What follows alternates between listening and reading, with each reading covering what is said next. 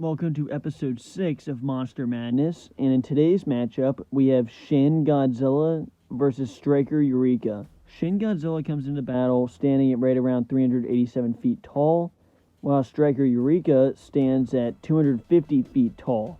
Now, I think this is the closest and best matchup we've had so far in Monster Madness. These are two amazing beasts who have had a lot of accomplishments and are very deadly. Now, Shin Godzilla comes into battle with the atomic breath, except this atomic breath is not just like any other Godzilla, but basically can shoot the atomic breath out of his mouth, his tail, his back in many different beams, and ultimately this Godzilla can evolve over time, which is a big ability coming into this fight. Striker Eureka is a Mark V and comes into battle with many different weapons. The sting blades are one of its main weapons, the chest cannons, the brass knuckles.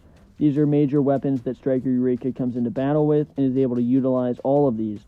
And it's worth noting that the pilots for Striker Eureka are two very experienced pilots in Herc and Chuck Hansen. And as far as the feats go, Shin Godzilla really doesn't have many feats when it comes to the movies, because ultimately Shin Godzilla is fired at by the military, takes damage, and is constantly just fired at by planes, tanks, missiles, all sorts of things. Ultimately, these deem being useless just because Shin Godzilla keeps going, and ultimately his only feats are fighting the military in different ways with the atomic breath, using it in those different ways. Striker Eureka, on the other hand, has 11 kaiju kills confirmed, being able to take out certain kaijus in a matter of seconds, and this is very important to note, that Striker Eureka, Herc and Chuck Hansen have been able to accomplish some amazing feats. Being able to take down a Category 4 in a matter of seconds, which was Mutavor, was also able to make a Category 5 Slattern call for help, which is arguably one of the most deadly kaijus in the Pacific Rim universe, and was also able to knock around Otachi, who was able to take out two different veteran pilot-led Jaegers, which is just another impressive feat. And ultimately, if these two were lined up, this would be such an amazing matchup, because Striker Eureka is the kind of Jaeger that just doesn't lose. This is a Jaeger that goes in and gets the job done, and especially when Herc and Chuck Hansen are the pilots, this Jaeger is just one of the sleekest and fastest. Now, obviously, with the more sleek and fast method, it is weaker and not as armored up, which could be a factor, but this Jaeger just goes in and gets the job done.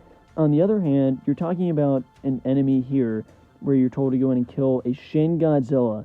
Shin Godzilla is a very deadly kaiju that has arguably one of the most deadly weapons ever witnessed by any kaiju. This atomic breath could be a one-and-done shot, and that's where Striker Eureka has the speed, but Shin Godzilla has the ultimate deadliness.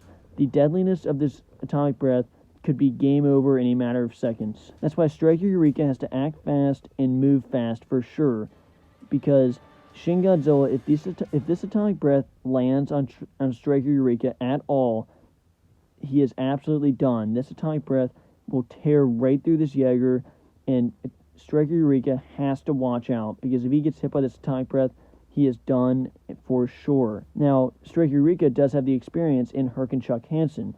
These are two pilots that have been through a lot, taken down a lot of Jaegers, know what they're doing for sure. And Shin Godzilla has the size being significantly bigger, which will be a factor in this fight, but Striker does have the feats with taking down so many different kaijus, and durability really does go to Shin Godzilla as well. But ultimately what this comes down to is if these two were lined up, it's ultimately about, can Striker Eureka kill Shin Godzilla before he gets that atomic breath off? Because that's the ultimate goal here. Striker has to get at least enough damage off to injure him enough or try to kill him before he can get that atomic breath off. Because if that atomic breath gets off and hits Striker, it's just game over. So he has to try to get in there and stab him with those sting blades, or use the chest cannons from far away if he needs to, but I ultimately don't think that will stop him. Or maybe he doesn't necessarily have to kill him, because if he gets that damage off with those sting blades, seeing what missiles were able to do to Shin Godzilla, I think those sting blades would do a lot of damage, and I really am having a hard time deciding who would actually win in this fight, just because of how big of a matchup it really is.